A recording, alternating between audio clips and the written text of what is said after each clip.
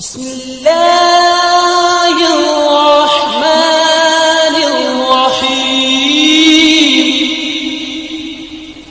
بسم اللہ الرحمن الرحیم۔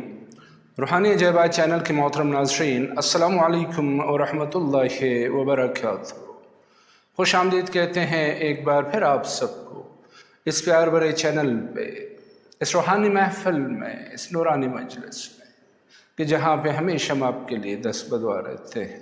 کہ خداوند عالم خوشیوں سے بھری ایک بھرپور زندگی عنایت کرے آپ کو، ایک ایسی زندگی کہ جہاں پہ خوشیاں اور آسانیاں ہی آپ کے نصیب و مقدر میں۔ احباب گرامی، روزانہ ہمیں بے شمار کالز، میسیجز، وائس میسیجز موصول ہوتے ہیں جن میں کئی ایک احباب کی یہ فرمائش ہوتی ہے کہ جی استخارہ کیسے کیا جاتا ہے، ہمیں اس کا طریقہ بتائیے۔ استخارے کا مطلب ہے کہ خیر طلب کرنا، کہ جب انسان کسی بھی معاملے میں شش و پنج کا شکار ہو، کنفیوژن کا سامنا ہو، تو پھر اسے استخارہ کرنا چاہیے اور اللہ تعالیٰ سے اپنے امورات زندگی میں خیر طلب کرنی چاہیے۔ اس کے کئی ایک طریقہ کار ہیں۔ قرآن مجید سے استخارہ کیا جا سکتا ہے، استخارے کی ایک باقاعدہ نماز ہے، اسی طرح تسبیح سے استخارہ کیا جاتا ہے، اور ان میں سب سے آسان طریقہ تسبیح کا ہی ہے۔ تو احباب گرامی، آپ اس چینل پہ نئے آئے ہیں یا ابھی تک آپ نے چینل سبسکرائب نہیں کیا ہے تو بلا کسی توقف کے اپنے اس پیار بھرے روحانی چینل کو سبسکرائب کیجیے، بیل کے آئیکن کو پریس کیجیے، اور ویڈیو دیکھنے کے بعد اگر پسند آ جائے تو زیادہ سے زیادہ شیئر کیجیے، لائک کیجیے، اور کمنٹس میں اپنی رائے کا اظہار ضرور کیجیے۔ تو میں عرض کر رہا تھا کہ تسبیح سے استخارہ کرنا سب سے آسان ہے، کہ جس کے لیے صرف ایک تسبیح کی ضرورت ہوتی ہے، جس کے ذریعے آپ بآسانی استخارہ کر سکتے ہیں۔ اس کے دو تین طریقے ہیں جو میں اس ویڈیو میں آپ کی خدمت میں پیش کروں گا۔ تو میں عرض کر رہا تھا کہ ایک تسبیح لیجئے، وضو کاملہ کیجئے، اور روبہ قبلہ بیٹھ کے آنکھیں بند کر کے تصور کیجئے کہ آپ خانہ کعبہ کے سامنے بیٹھے ہوئے ہیں۔ تو سب سے پہلے 14 مرتبہ درود شریف پڑھ کے دھیان کے ساتھ، توجہ کے ساتھ، ادب و احترام کے ساتھ آقا دو جہاں سید الانبیاء محمد مصطفیٰ صلی اللہ علیہ وآلہ وسلم کو ہدیہ کیجئے، اور اس کے بعد 4 مرتبہ سورہ الحمد شریف مکمل بسم اللہ شریف کے ساتھ پڑھ لیجئے، اور جو آپ کی نیت ہے اس کو ذہن میں رکھتے ہوئے آپ تسبیح جو آپ کے ہاتھ میں پہلے سے موجود ہوں، تسبیح کے دانوں پہ ہاتھ کھینچیے، اور جہاں پہ رک جائے وہاں سے آپ شمار کرنا شروع کر لیں، 2 یعنی 2 ایک جوڑی کے حساب سے آپ اس کو الگ الگ کرتے جائیے، اور دیکھیے کہ آخر میں آپ کے پاس کیا بچتا ہے۔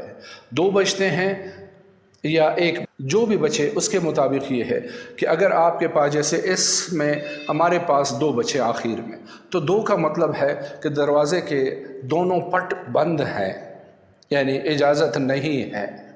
اس کام کرنے کی ممانعت ہے، کیونکہ 2 آگے اور دروازے کے 2 پٹ ہوتے ہیں، ٹھیک؟ تو اس وجہ سے اس کا حکم یہ ہوتا ہے کہ آپ اس کام سے پرہیز کریں تو بہتر ہے۔ اگر تسبیح میں کھینچنے کے بعد آپ کے پاس سپوز 1 بچتا ہے، تو اس کا مطلب ہے کہ یہ کام آپ کے لیے نیک ہے، اس میں انشاءاللہ اللہ کے فضل و کرم سے آپ کو فائدہ حاصل ہوگا۔ 1 دانہ جب بچ جائے تو اس کا یہ حکم ہے، تو آپ انشاءاللہ اس کو اللہ کے اوپر توکل کر کے، کیونکہ آپ نے اللہ سے ہی خیر طلب کی ہے اپنے اس کام کے لیے، تو اس کا مطلب ہے کہ آپ کو اجازت مل گئی ہے، تو آپ اس کام کو کر سکتے ہیں، انشاءاللہ آپ کو فائدہ ہی فائدہ ہوگا۔ تو احباب گرامی، یہ ہوا طریقہ نمبر 1۔ اسی طرح اب چلتے ہیں اس کے طریقہ نمبر 2 کی طرف، اور اس میں آپ نے اسی طرح وضو کاملہ کر کے روبہ قبلہ بیٹھ کے 4 مرتبہ سورہ الحمد شریف پڑھ کے آپ نے نیت کرنی ہے، اسی طرح آنکھیں بند کر کے کہ آپ خانہ کعبہ کے سامنے بیٹھے ہوئے ہیں، اور جب آپ تسبیح کے دانوں پہ ہاتھ ڈالنے لگے تو چند 1 مرتبہ دہرائیے کہ استغفرک یا اللہ، استغفرک یا اللہ، استغفرک یا اللہ، تسبیح کھینچ لیجیے۔ اب کی بار آپ نے 4 دانے الگ کرنے ہیں، اور دیکھیے کہ آپ کے پاس 4 میں سے کتنے دانے بچتے ہیں۔ جو بچے اس کے مطابق اس کے اپنے احکامات ہیں کہ اگر 1 یا 3 بچیں تو آپ کو اس کام کے کرنے کی بشارت ہے، اجازت ہے کہ اس میں انشاءاللہ آپ کو نقصان نہیں ہوگا۔ لیکن اگر آپ کے پاس 2 یا 4 بچیں تو اس کا مطلب ہے کہ آپ کو اس کام سے پرہیز کرنا چاہیے کہ اس میں آپ کے لیے ضرر اور نقصان کا اندیشہ ہے۔ تو احباب گرامی، اس طرح تو تسبیح سے بھی کافی طریقے ہیں کہ جن کے اوپر ابھی اگر میں بات کرنے لگوں تو یہ ویڈیو بہت طویل ہو جائے گی، تو اس لیے آج انہی 2 طریقوں کے اوپر اکتفا کرتے ہیں۔ انشاءاللہ اگر زندگی رہی اور اللہ کی توفیق شامل حال رہی تو پھر کسی اور محفل میں آپ کو چند ایک اور طریقوں سے بھی روشناس کرائیں گے۔ یہ ایسے 2 طریقے ہیں کہ فوری بھی ہیں اور آپ آسانی سے ہر جگہ پہ کر سکتے ہیں، صرف وضو کی ضرورت ہے اور کسی چیز کی نہیں۔ ہاں، ایک تسبیح کی لازمی ضرورت ہے کیونکہ تسبیح کے بغیر تو استخارہ ہو نہیں سکتا ہے۔ تو ان 2 طریقوں میں سے آپ جو بھی طریقہ اپنانا چاہیں انشاءاللہ آپ کو اپنے امورات زندگی میں